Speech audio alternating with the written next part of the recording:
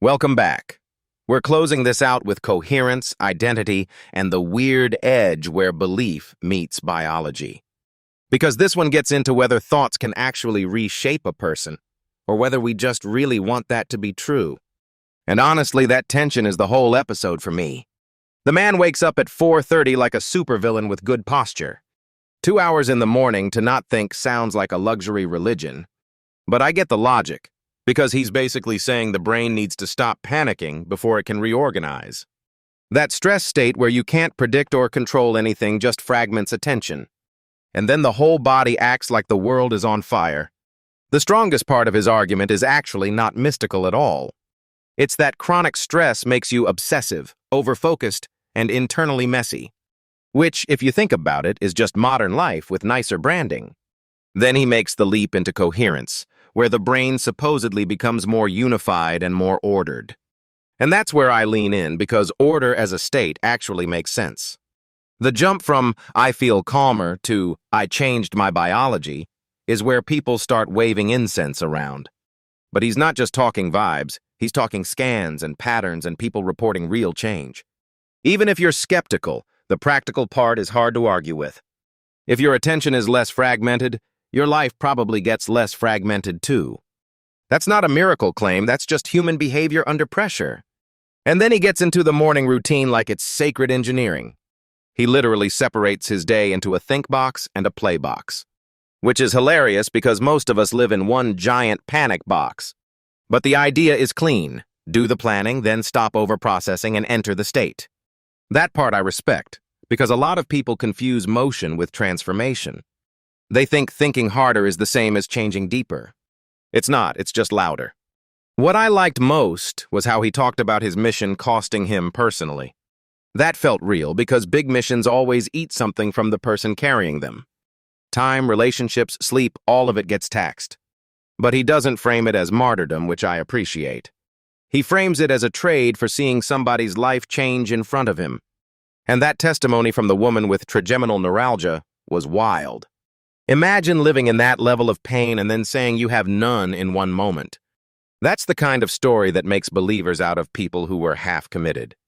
Or makes skeptics even more skeptical, because the claim is so extreme. But either way, you can't ignore the emotional force of it. Then the conversation goes even further into the idea that we perceive almost nothing of reality. And that's actually one of the few claims I think almost everyone should live with. We really do experience a tiny slice of what exists. Your eyes are basically running a limited subscription. And somehow we act spiritually overqualified about it. When he starts talking about mystical states and the pineal gland, it gets riskier. That's where people either lean all the way in or check out entirely. But even there, the meta point is useful. Don't close the door too early. That humility thing matters more than the exact mechanism. He's basically arguing that reality may be bigger than our senses and our current language. And whether you call that spiritual, neurological, or speculative, it keeps the mind open. Then he drops the part about collective intention affecting random systems. That is where the room gets very expensive very fast. People love a machine that validates the vibe. Still, the larger point is about community-changing behavior in real ways. And that part is believable even if you ignore the machine language. If enough people gather with a shared intention, they behave differently. That alone changes a room, a city, sometimes a whole culture. The walk idea actually fits that nicely, because it turns belief into movement. Not just sitting there feeling enlightened, but literally embodying the change. I think that's the best version of his philosophy. Less, "I am special," more, "I will practice something together with other people." Way less annoying, too. And then, there's the best callback of all. He says the future should be more human, not just more artificial. That line lands because he's not anti-progress, he's pro-meaning. Which is refreshing, because so much of the world right now feels like optimization without soul. If you strip away the big claims, the core message is pretty simple. Your repeated state becomes your identity, and your identity shapes your life. That's the sentence I'd keep. Because whether you're a skeptic or a believer, you can test that tomorrow morning. Before the emails, before the noise, before the panic box. Just a little less reactivity, a little more coherence, and see what happens. That's probably the most honest way to approach this whole conversation. Not worship it, not dismiss it, just actually try it. That's rarer than it should be. Final thought from me. The episode works because it sits right on the line between science and faith. And when a conversation lives on that line without pretending it solved everything, it stays interesting. That's the series for now, and I think we ended on the right note. Half awe, half skepticism, fully human. Welcome back. This episode is all about coherence, identity, and the weird edge where belief starts changing behavior. And honestly, it gets spicier when he starts talking like the body is listening. That is where the conversation stops being cute and gets interesting. Because if repeated thoughts become identity, then habit is not a small thing anymore. Right, then your private inner loop becomes your personality with receipts. Exactly, and that is either profound or aggressively inconvenient. The whole coherence idea is fascinating, though, because he is not just saying calm down. He is saying the brain and heart can get into a state that changes what you can even perceive. And that is where I start squinting a little because the claim gets huge fast. Huge is the polite word, yes. But I do think there is something real in the idea that stress makes us fragmented. When you are anxious, your attention narrows, and you basically become less available to reality. Or to common sense, depending on the day. Especially to common sense. The interesting bridge is that meditation here is not presented as a vibe, but as a practice. He is using it almost like a training protocol for attention and emotional regulation. Which is where I can meet him halfway, because that is at least testable. Testable is the magic word, man. If something changes anxiety, focus, sleep, and consistency, people will keep coming back to it, even if they do not buy every metaphysical layer attached to it. Which, to be fair, is probably where most sane people land. I also found the morning routine thing weirdly revealing. Up at 4:30, building a whole internal structure before the day touches him. That is not a morning routine, that is a small philosophy. Bro is doing a pre-game seminar with his own brain. But that distinction he made between think box and play box actually matters. It is a clean way to separate planning from presence. And most of us never separate them, so our whole day stays noisy. Exactly, we meditate by accident on stress all day and call it productivity. That is a brutal diagnosis, but fair. What really pulled me in was the contradiction inside his life, though. He is talking about wholeness while running a massive global operation. And somehow his answer is not fewer commitments. It is more team, more delegation, more mission. That is the founder disease in a different outfit. But I respect that he admitted the cost instead of pretending there is none. That part felt honest because mission without sacrifice is usually marketing. Or a LinkedIn post with better lighting. Yes, exactly. The story of the truck accident is the other hinge point here. You can dismiss the conclusions, but you cannot dismiss the fact that pain forced a worldview shift. And when someone almost loses their body, of course they become obsessed with what the mind can do. That kind of origin story changes the emotional charge of everything that comes after. It makes his belief system feel less like theory and more like a survival strategy. Which is why people probably find it compelling even when they disagree. Also because he says wild things with total calm, which is always dangerous. Calm confidence is how people smuggle in the most outrageous claims. The part about hidden realities and the visible spectrum was classic him too. He keeps pushing the frame wider until ordinary perception feels embarrassingly small. And maybe it is small, but small is not the same as incorrect. That is a very good distinction, actually. Because the moment you admit limitation, you can stay open without becoming gullible. That felt like the deepest takeaway of the whole episode for me. Open-minded, but not abandoned. Open-minded with a seatbelt on. That should be the slogan for half the internet. I also thought the walking meditation piece was smart from a cultural angle. It turns the practice into a public behavior instead of a private identity.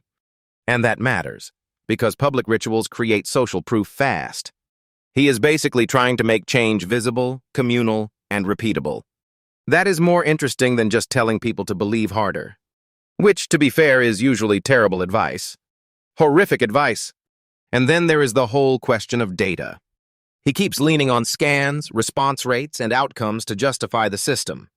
Which is why the conversation never fully drifts into pure mysticism. Even if some of the language is huge, the attempt is to anchor it somewhere measurable. That is the tension people are reacting to all episode. Science vocabulary wearing spiritual jewelry. That is a very rude but accurate way to say it. What I liked is that he never seemed defensive about the scale of his claims. He just kept saying the work is about transformation, not winning an argument. That probably is why people trust him. And the last answer about governing was surprisingly grounded. Education, medicine, food, debt, war, religion, agriculture, technology. He basically used the presidential question to reveal his whole value system, which is very on brand for him, honestly. Not conquest, but coordination. Not ideology first, but lived conditions first. That is a decent North Star, even if you argue with the methods. And that feels like a good place to land this series. We do not have to swallow every claim to respect the seriousness of the search. We can admire the ambition, question the evidence, and still stay curious. That is basically our whole brand if you think about it. Totally. And for the last time in this series, thanks for being here with us. We will see you in the next one. Welcome back. We are landing the plane with coherence, identity, and the weird edge of belief. This one gets spicy because the claims get bigger right when the evidence starts waving back. And honestly, that tension is the whole episode for me. He keeps returning to the idea that stress fractures the mind into compartments. And then meditation is supposed to bring those pieces back into one signal.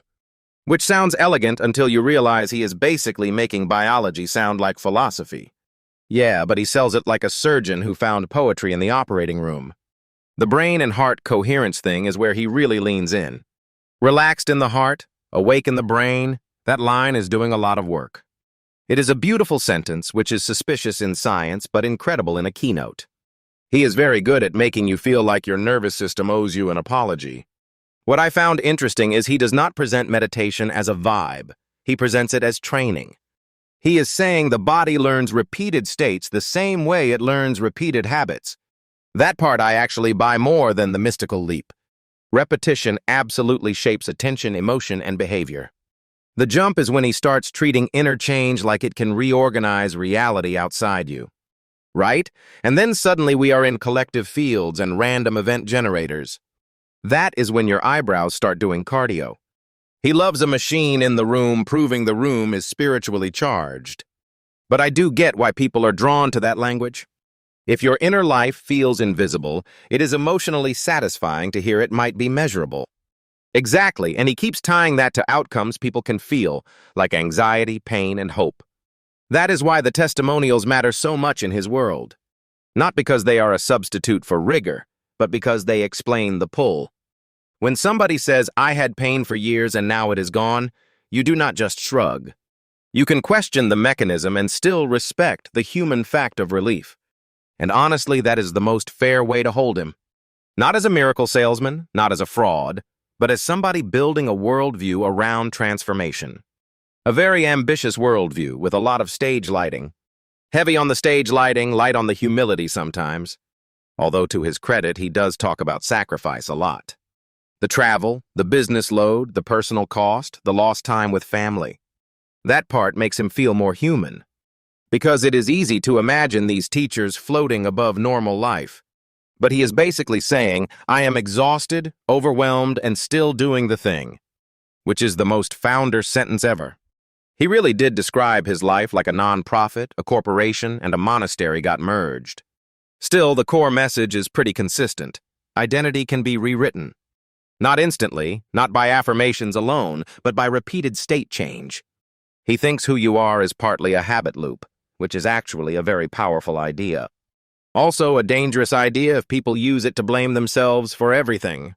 Yes, that is the shadow side of this whole genre. If every condition is a mindset problem, then structural reality disappears. And we definitely do not want that nonsense. But he does have a decent answer when he talks about community and collective practice. He is not saying, just think positive in isolation. He is saying people gather, walk, meditate, and reinforce a shared state, which is basically civilization if you squint hard enough. Honestly, yes, if civilization had more breathing exercises and fewer group texts. The walk concept is actually one of the cleaner ideas here. It turns transformation into an embodied public act instead of a private fantasy. That matters.